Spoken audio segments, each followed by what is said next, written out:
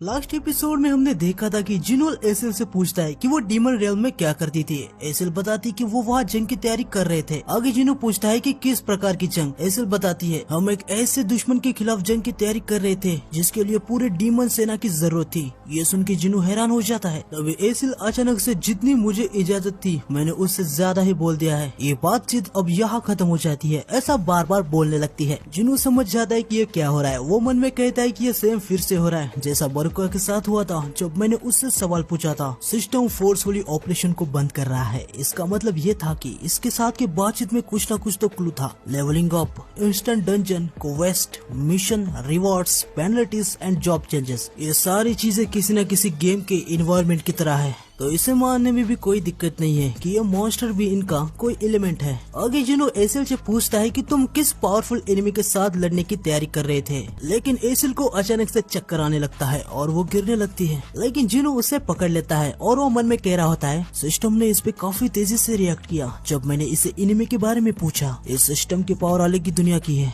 इस सिस्टम का मुझ पे या इस पूरी दुनिया पे प्रभाव पड़ रहा है। इसका मतलब ये है कि ये डीमन जिससे बैटल करने वाले थे शायद उनके पास इन सब का जवाब होगा। आगे हमें जापान के आइलैंड में एंट ने जो तबाही मचाई थी उसको दिखाते। वहाँ पे एक हंटर आ जाता है। वो कहता है आखिर ये चीज क्या है। ये सीधा हिलर के पास जा रही है। सबसे पहले उसने हमारे ई रैंक के हंटर पे अटैक किया। जैसे ही हमारे नंबर कम हो गए अभी हमारे हीलर पे हमला करने जा रही है ताकि हमारी सेना कमजोर हो जाए। अब ये बैटल जितनी देर तक चलेगा उतना ही हमें डिसएडवांटेज होगा। या ये कोई ऐसा बीस्ट है जिसके पास इंटेलिजेंस भी है। आगे हमें एक कार को दिखा दे जिसके अंदर एक कैमरा लगा होता है। जिनचुल इसी कैमरे की फुटेज सारे एसोसिएशन के मेंबर को दिखा रहा होता है। आगे वो सारे मेंबर से कहता है ये एंट अभी अभी देखी गई थी जिसे हराने के लिए पूरा एक दिन लग गया। ये सबसे पहले उधर के ही आइलैंड के आसपास के एक छोटे से आइलैंड में पाई गई थी। उस आइलैंड को खत्म कर दिया गया था। वो वहाँ से ट्रैवल करके इस आइलैंड में हंट करने आ गई। ये तो अच्छी बात है कि हमारे हंटर ने तुरंत इमरजेंसी कॉल को रिस्पॉन्ड किया। अभी उसे सक्सेसफुली मार दिया गया है। लेकिन जंग के मैदान में 4 ई रैंक,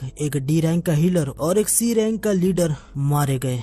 जंग के बीच में एक ए रैंक का हंटर ज्वाइन हुआ और उसके वजह से उस एंड को सक्सेसफुली एलिमिनेट किया गया। तभी वहाँ का एक मेंबर कहने लगता है तो तुम सीधे सीधे शब्दों में ये कहना चाहते हो कि एक हंटर को हराने के लिए कम से कम एक ए रैंक का हंटर चाहिए। आगे जिनचुल कहता है इस म्यूटेंट एंड की वजह से वहाँ के 294 रहवासियों के साथ दुर्घटना हुई है। वहाँ 108 हंटर को भेजा गया था। ऐसा कहा जा रहा है कि म्यूटेंट एंड को खतरा महसूस हुआ तो उस जगह से वो उड़ने लगी। जापान के हंटर एसोसिएशन ने कहा है कि उन्होंने ऐसे ही 108 हंटर को नहीं भेजा था। एशिया के सारे देशों में से जापान का नेटवर्क सबसे अच्छा और ऑर्गेनाइज्ड है। इससे ये पता चल जाता है कि जापान को भी कितनी ज्यादा दिक्कत हुई है। तो वो एंड्स कोरिया के मेन लैंड में आ गई तो कोई नहीं जानता कि क्या होगा। 2 मेंबर्स धीमी आवाज में बात कर रहे थे। वो कहते हैं जापान की तरह हमारे देश में भी कई लैंड्स है पर हम इतने कैपेबल नहीं है कि हर लैंड की देखरेख कर सके। आगे मिस्टर गो कहते हैं एक आइलैंड जो चेजू आइलैंड से 150 किलोमीटर दूर था उस पे अटैक हो गया। अगर वो एंट्स इतने दूर उड़ के जा सकते हैं इसका मतलब वो सिर्फ तट तक ही नहीं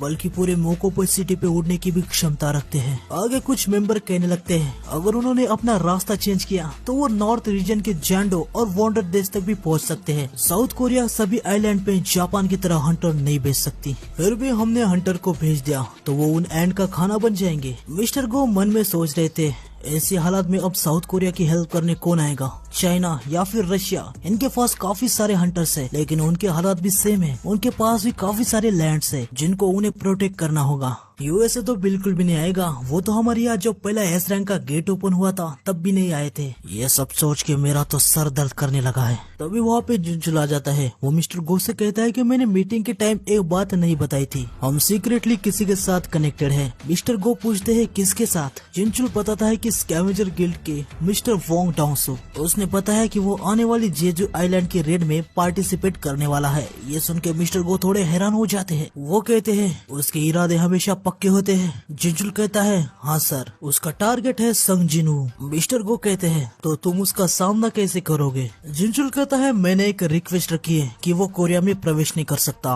और इसके लिए मैंने रेड गेट के इंसिडेंट के समय को मिस्टर बेग से उनके बयान की हेल्प ली है। हालांकि मिस्टर वोंग अकेले हंटर नहीं है जो हमसे कनेक्टेड है। मिस्टर गो कहते हैं क्या कोई और भी है? जिंजुल बताता है एक कॉल आया था नेशनल लेवल हंटर से। फिर हमें नेशनल लेवल हंटर की हल्की से एक झलक दिखाते हैं। आगे हमें जिनो की तरफ का सीन दिखाते हैं जहाँ एसिल जाग जाती है। वो मन में कह रही थी कि मैं कब सो गई। जिनो से कहता है तो तुम जाग गई। लगता है सारे डीमन एक दूसरे के साथ फ्रेंडली नहीं है। हम देखते कि भाई जिनो ने काफी सारे डीमन को मार दिया होता है। वो कहता है इन्होंने तुम पे अटैक करने की कोशिश की। एसिल जिनो को काफी हैरानी से कहती है क्या जब मैं सो रही थी तो तुमने मुझे प्रोटेक्ट किया? तुम्हारा बहुत बहुत शुक्रिया। आगे वो बताती है कि जिन डीमन के पास इंटेलिजेंस नहीं होती उन्हें डीमन कंसिडर नहीं किया जाता और जिन डीमन के पास इंटेलिजेंस होती है वो अलग होते हैं। जिनो एसिल से पूछता है एंट्री परमिट के पास जाने के लिए कितना टाइम लगेगा? आगे हम एक कासल को देखते हैं। एसिल यहाँ पे जिनो को लेके आई थी। जिनो मन में कह रहा था एक डीमन कासल के अंदर और एक डीमन कासल। एसिल एक गार्ड से पूछते है कि मेरे फादर कहाँ पर है। गार्ड उसे बताता है कि लेडी एसिल वो थ्रोन वाले रूम में है। वो गार्ड जिनो को देखता है और वो एसिल से कहता है कि आपके पीछे ये इंसान कौन है? एसिल कहती है कि मेरा काफी इम्पोर्टेंट गेस्ट है, जरा रिस्पेक्ट दिखाओ। आगे वो दोनों थ्रोन वाले रूम में आ जाते हैं। एसिल अपने फादर से कहती है फादर मैं अपने साथ किसी को लाई हूँ। जिनो मन में कहता है ये थ्रोन रूम है, अगर मैं अपने तरीके से ऐसी जगह पे फाइट करता तो मैं ऐसी जगह पे किसी बॉस से लड़ता।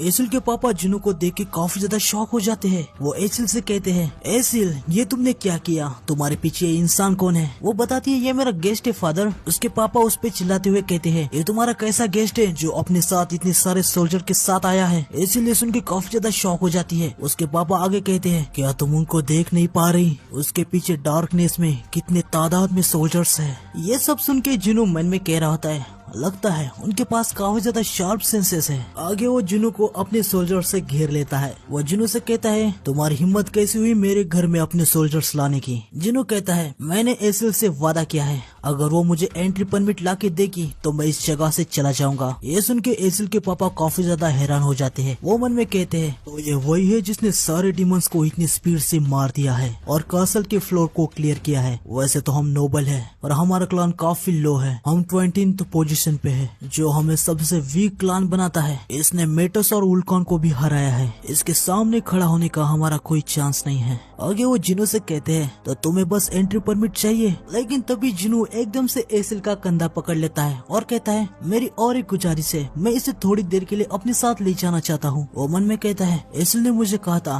कि ऊपर वाले फ्लोर के परमिट की भी लोकेशन उसे पता है। उनको ढूंढने के लिए मुझे इसकी गाइड की जरूरत पड़ेगी। और लगता है मैंने कुछ गलत कह दिया। हम देखते हैं कि एसिल के पापा काफी ज्यादा गुस्से में आ जाते हैं। आगे हम देखते हैं कि सभी लोग खाना खाने बैठ जाते हैं। जिन्होंने उनको बता दिया कि उसे एसिल को अपने साथ गाइड के लिए ले जाना है। एसिल के पापा जिनो से कहते हैं तो तुम्हें एंट्री परमिट और गाइड चाहिए, बस इतना ही ना? जिनो मन में कह रहा होता है शायद इनको पहले गलतफहमी हो गई थी जब मैंने इनसे पूछा था कि मुझे एसिल को अपने साथ ले जाना है। आगे एसिल के पापा अपने मन में कह रहे होते हैं एक ह्यूमन के साथ बातचीत करना हमारी प्राइड के खिलाफ है, पर मुझे पता है ये मॉन्स्टरस ह्यूमन उन डार्क सोल्जर का मास्टर है, मुझे इसके साथ बैटल नहीं करनी चाहिए। फिर वो जिनो को कहते हैं तुम मेरी बेटी को खतरे में तो नहीं डालोगे? जिनो मन में कहता है एक मॉन्स्टर जो अपनी बेटी की चिंता कर रहा है। जिनो से कहता है मैं वादा करता हूँ उसे कोई भी खतरा नहीं होगा। फिर एसिल के फादर जिनो को एंट्री परमिट दे देते हैं जिससे जिनो अब ऊपर के फ्लोर में भी जा सकता है। वो एसिल से कहता है क्या हम अभी निकल सकते हैं? एसिल भी कहती है ठीक है। तभी सिस्टम का जिनो के लिए एक मैसेज आता है कि एक डीमन नोबल उसके पार्टी में ज्वाइन होना चाहती है। जिनो मन में कहता है एक पार्टी सिस्टम, हमें इसके बारे में और थोड़ी इन्फॉर्मेशन दी जाती है। पार्टी मेंबर्स दूसरे फ्लोर में जाने के लिए डेविएशन सर्कल को यूज कर सकते हैं। साथ ही बैटल में जितने ज्यादा मेंबर्स अपना जितना ज्यादा योगदान देंगे उसके हिसाब से उन्हें एक्सपीरियंस पॉइंट भी मिलेंगे। जिनो को ये सारी बातें समझ में आ जाती हैं। वो एसिल को खतरे में बिल्कुल भी नहीं डाल सकता था, इसलिए वो एसिल से कहता है अगर हम किसी भी बैटल में फंस जाएंगे तो तुम बैटल में आने की सोचना तक नहीं, मैं खुद सब कुछ देख लूंगा। ये सुन के एसिल ब्लश करने लगती है और ओके कहती है। आगे वो डेविएशन सर्कल से ऊपर वाले फ्लोर पे आ जाते हैं। जिनो एसिल से पूछता है तुम्हारे हॉर्स के बिना तुम ठीक हो? एसिल बताती है सिर्फ पार्टी मेंबर को ही दूसरे फ्लोर पे जाने की इजाजत है, तो मैं अपना हॉर्स अपने साथ नहीं ला सकती। तभी एसिल अपना बैग खोलती है और उसके अंदर से जिनो को एक शराब की बोतल देती है। आगे वो कहती है कि गर्ल्स क्लान के चीफ को ये शराब काफी ज्यादा पसंद है, मेरे फादर ने हर क्लान के लिए एक नई गिफ्ट की तैयारी करके रखी है। जिनो उसे कहता है पर क्यों, इसकी क्या जरूरत है? एसिल कहती है अगर आप इसे अपने साथ लेके उनके पास जाएंगे तो आप उनसे आसानी से बातचीत कर सकते हैं। जुनू कहता है बातचीत, क्या तुम लोगों के गर्ल्स क्लान के साथ संबंध अच्छे थे?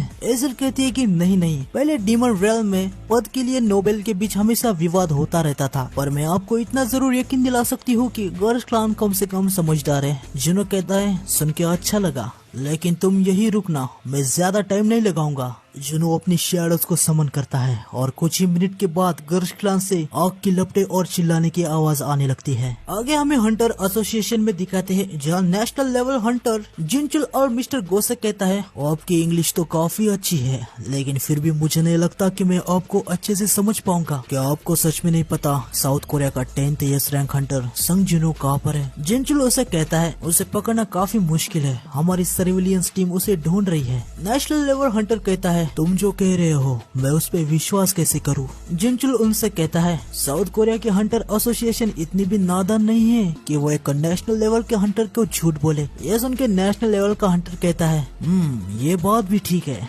आगे वो मिस्टर गो से कहते हैं मैंने सुना मेरे आदमी डोंगसू ने कोरिया में कुछ लफड़ा कर दिया था। वैसे वो एक एस रैंक का हंटर है, तो हम भी उससे कुछ नहीं कह सकते कि वो क्या करे या क्या ना करे। ये सुन के मिस्टर गो अपने मन में कह रहे होते हैं इसने उसे अपना आदमी क्यों कहा? वो तो ऐसे कह रहा है जैसे वोंग डोंगसू एक अब अमेरिकन हंटर है। आगे नेशनल लेवल हंटर कहता है संग जुनू की बात को छोड़ो, पर मैं यहाँ पर एक और भी बात पूछने आया था कि साउथ कोरिया के हंटर एसोसिएशन ने वोंग डोंगसू को देश के अंदर आने से मना कर दिया है। मुझे लगा ही था कि आप लोग इतना आगे जाओगे और ये सब करोगे। मिस्टर गो कहते हैं कि हाँ तुम सही कह रहे हो। फिर वो दोनों शेक हैंड करते हैं। नेशनल लेवल हंटर कहता है तो अभी हमारे पास कहने के लिए कुछ भी नहीं है, अगर फ्यूचर में मुझे कुछ चाहिए होगा तो मैं फिर से कॉल करूंगा। मिस्टर गो मन में कहते हैं इसके सामने तो मैं किसी बच्चे जैसा हूँ। आगे नेशनल लेवल हंटर उनसे कहता है कुछ दिनों से जेजू आइलैंड पे जो हो रहा है उसकी वजह से कोरिया में काफी दिक्कतें चल रही है। क्या मेरा यहाँ आना आपके लिए निराशाजनक रहा? मुझे माफ कर देना।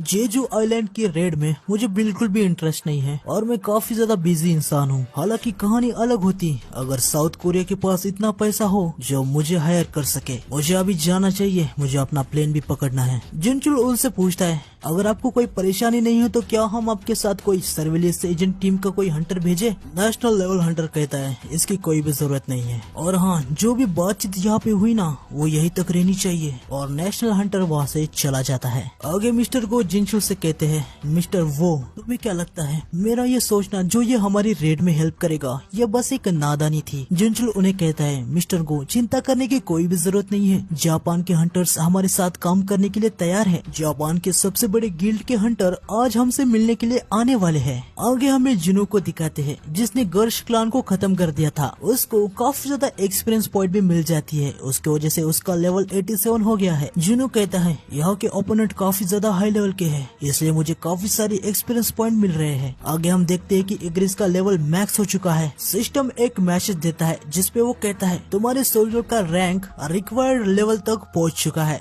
हालांकि अगर मोनार्क चाहे तो इसकी रैंक एडवांस में और भी आगे ले जा सकता है। साथ ही टैंक का भी लेवल मैक्स हो चुका है और सेम जुनू चाहे तो टैंक का भी रैंक एडवांस में बढ़ा सकता है। जुनू के सामने एक मैसेज आता है कि क्या वो शैडोज के रैंक एडवांस में बढ़ाना चाहता है। जुनू इसे एक्सेप्ट कर लेता है। हम देखते हैं कि इग्रिस और टैंक अचानक से एडवांस होने लगते हैं। इग्रिस जो पहले नाइट था अब वो इलाइट नाइट बन चुका है, और जो टैंक जो पहले इलाइट था अब वो नाइट बन चुका है। एडवांस होने के बाद जुनू इनके फिर से नए नाम रख सकता है, पर जुनू उनके पुराने नाम ही रहने देता है। आगे जुनू कहता है इग्रिस अब एस रैंक के हंटर के बराबर है और टैंक ए रैंक के हंटर के बराबर है। आगे एसिल जुनू से कहती है जुनू सर आपको पता है आपने अभी तक कितने क्लान को खत्म कर दिया है? जुनू कहता है अभी हम 89th फ्लोर पर है, तुम्हारे क्लान को छोड़ दिया जाए तो मुझे लगता है 9 क्लान। ये सुन के एसिल शॉक हो जाती है। वो जुनू से कहती है अब 19th फ्लोर के टॉप नोबल्स क्लान के मेजर्स हर फ्लोर पे है और वो एक हाई रैंकिंग नोबल्स है, वो काफी ज्यादा स्ट्रॉन्ग है। अगर आप उनके साथ कुछ ऐसा कर दे जैसे हमारे साथ किया तो वो शायद आपको परमिट दे दे। लेकिन जुनू उसे कहता है अगर मैं तुम्हारे क्लान से कमजोर होता तो क्या तुम लोग मुझसे बातचीत करते? ये सुन के एसिल काफी ज्यादा शॉक हो जाती है। आगे जुनू से कहता है वैसे तुमने मुझसे कहा था ना कि तुम लोग पद के लिए काफी ज्यादा लड़ते थे,